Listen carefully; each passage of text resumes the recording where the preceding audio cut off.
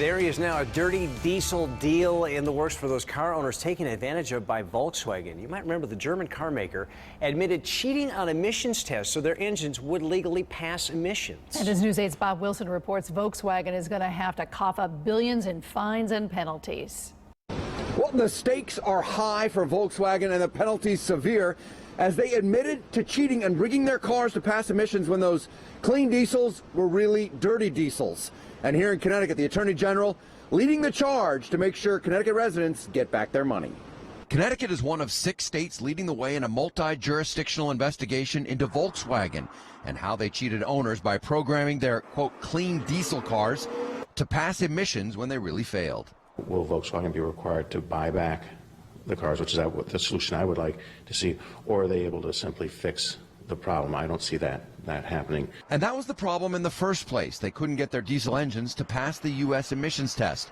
So they programmed their computer chips inside the cars to pass the emissions test. The bad news is that right now all you can do is sit tight. The good news is that with changes in Volkswagen's leadership that have phased in over the course of 2016, they have become far more transparent. So as far as the state investigation goes, the Attorney General says they're looking at 2 different things.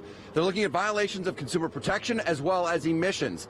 On the emissions side, he said the fines can be very heavy, very substantial. As far as the consumer protection goes, it can be up to, and he wants to emphasize the up to $5,000 per vehicle. Can you go after them for the full $5,000 per car? We'll be making those decisions down the road,